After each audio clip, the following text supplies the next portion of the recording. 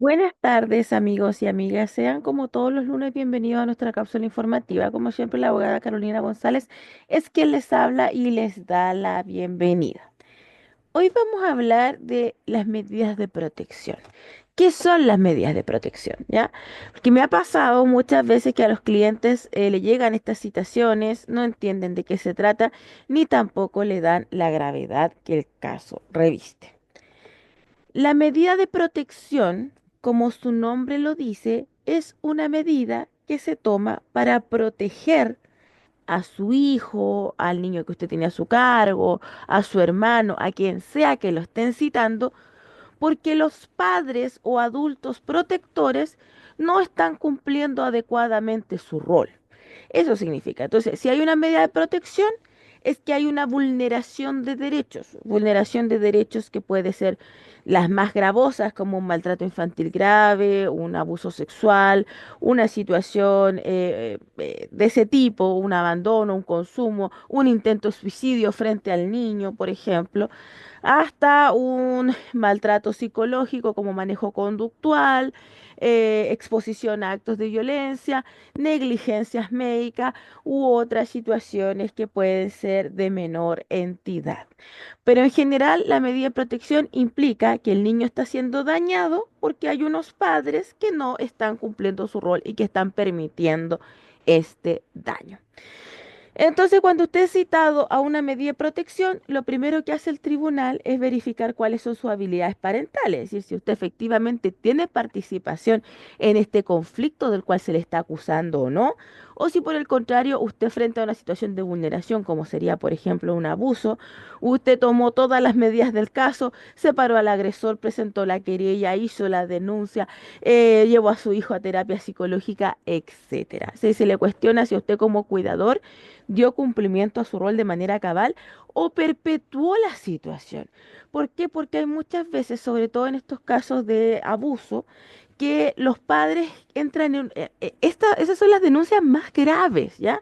Entonces esto genera una crisis a nivel familiar. Y la crisis hay dos maneras de abordarla. La primera es que yo acepto la crisis con todo el fracturamiento que eso va a generar, reacomodo mi realidad para proteger a mi hijo, que eso es lo que se le pediría a un padre protector con sus competencias protectoras adecuadas. Para proteger a mi hijo, para resguardar, yo hago lo que sea necesario. Si tengo que alejar a mi hermano, lo alejo. Si tengo que alejarme de mi papá, me alejo. Respecto de quien pese la denuncia, porque yo no soy él o la llamada a cuestionar a mi hijo.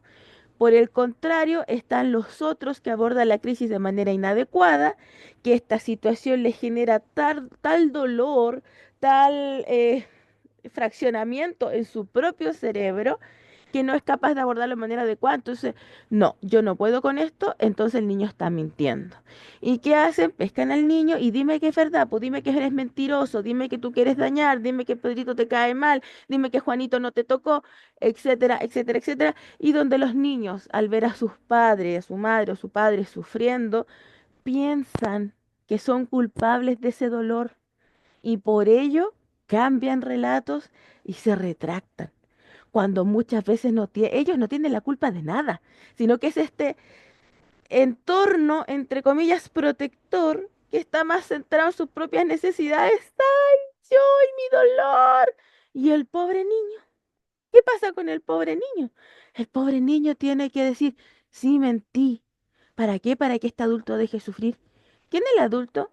¿Quién es el niño? ¿Quién tiene que dejar de sufrir? El niño, ¿cierto? No usted. Por lo tanto, ojalá nunca le pase. Pero si usted llega a pasar una crisis, recuerde que usted como adulto está llamado a proteger al niño, y no al revés. Ningún niño va a inventar una situación. Muchas veces pueden hablar de la palabra déspota, pero no le van a dar detalles contextuales.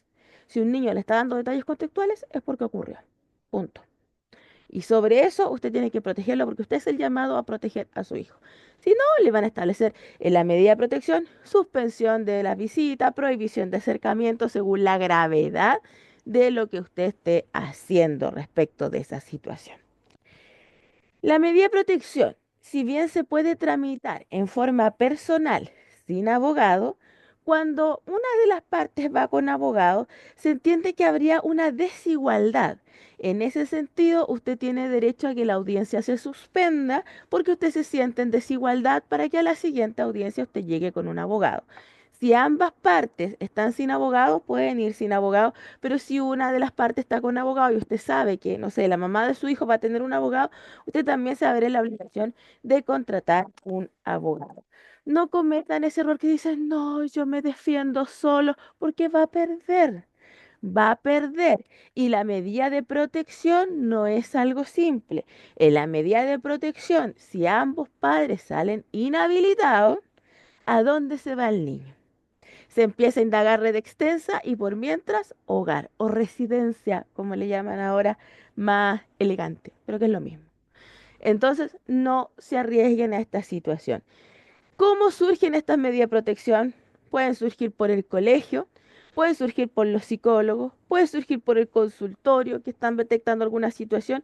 Incluso ahora que las señoras están tan haciendo denuncias por la violencia intrafamiliar, tribunal también les va a abrir una medida de protección si dicen que el niño estuvo en algún momento inserto en esa dinámica. Porque ahora con la ley 21675 los niños son tan víctimas como la madre.